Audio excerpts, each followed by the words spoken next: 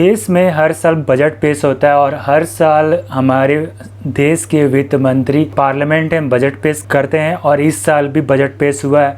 इस साल हमारे वित्त मंत्री श्रीमती निर्मला सीतारमण ने 39.45 लाख करोड़ का बजट पेश किया था। बहुत से लोगों को बजट के बारे में पता नहीं रहता, तो आइए समझते हैं कि बजट का मतलब होता क्या है और ये किस प्रकार से अलग है हमारे घर के बजट से। नमस्कार दोस्तों, मेरा नाम विवेक, स्वागत करता हूँ अपने YouTube चैनल में। तो आइए शुरू करते हैं इस वीडियो को। सरकार का जो बजट रहता है वो अप्रैल महीना से स्टार्ट होता है और मार्च महीना में ख़त्म होता है, मतलब एक साल का पीरियड रहता है। सरकार अपनी बजट में ये बताती है कि पैसा किधर खर्च होगा और वो पैसा खर्च के लिए पैसा किधर से आएगा, सिंपल।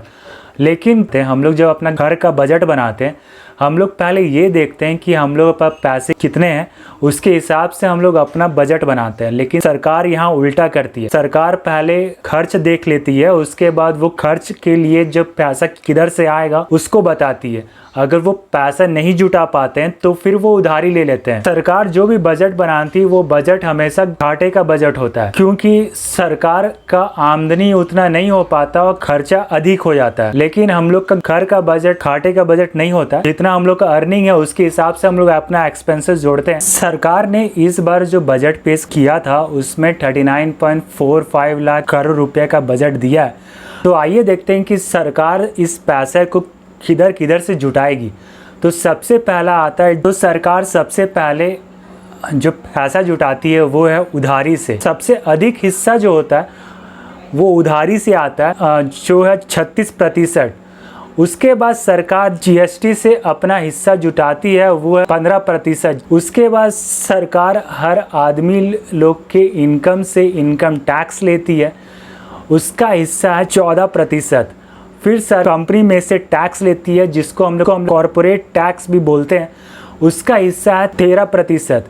फिर सरकार एक्साइज ड्यूटी लगाती है, उसका हिस्सा है 8%। फिर सरकार नॉन टैक्स रेवेन्यू, जिसको हम लोग राज्यों को जो कर्ज देते हैं उसका जो इंटरेस्ट आता है, और सरकारी जितनी भी कंपनियां हैं उसका जो प्रॉफिट में जो हिस्सा है सरकार उसको लेती है, उसका हिस्सा है 6%। फिर सरकार अपनी संपत्ति को जो बेचती है उसको बोलते हैं नॉन डेब्ट कैपिटल, उसका हिस्सा है 5%। फिर सरकार जितने भी विदेशी सामान आते हैं उसमें टैक्स जोड़ती है, उसको बोलते हैं कस्टम ड्यूटी, उसका हिस्सा है 3%। तो सरकार इतने जगहों में से सरकार पैसे को जुटाती है। हाँ, तो आइए अब समझते हैं कि सरकार जो पैसे जुटाई है उसको किस चीज़ में खर्च करेगी। तो सबसे पहला सरकार जो खर्च करती है वो है आपका इंटरेस्ट में। जो उधारी से सरकार ने लिया है उसका 20%, मतलब जो अमाउंट है उसका 20% हिस्सा सरकार अपने इंटरेस्ट में जोड़ती है। मतलब आपका 1 रुपये में 20 पैसे आपका इंटरेस्ट में देती है। उसके बाद आता है राज्यों का टैक्स, मतलब जो भी जीएसटी वगैरह है, जो भी टोल टैक्स है और जो बिजली से जो टैक्स केंद्र सरकार लेती है उसका 16% हिस्सा राज्यों को देती है। मतलब 1 रुपया का 16 पैसे राज्यों को देती है। फिर आता है केंद्र सरकार की योजना, मतलब है सड़क का निर्माण करना, स्वास्थ्य का स्वच्छ भारत अभियान में ये सब का हिस्सा रहता है, वो है 14%। फिर सरकार राज्यों की इकाइयाँ, जैसे कि आपका पंचायत है, नगर परिषद है, SDRF है, या फिर नॉर्दर्न स्टेट्स वाले लोग को अलग से उनको हिस्सा देती है, वो आता है आपका 10%। फिर आपका अन्य खर्चों में सरकार आपका 10% रखती है हिस्सा। केंद्र प्रायोजित स्कीम, जिसको हम लोग सेंट्रली स्पॉन्सर्ड स्कीम भी बोलते हैं, जिसमें राज्यों का जो भी योजना होता है उसको केंद्र सरकार उस पैसे देती है, उसका हिस्सा आता है 8%।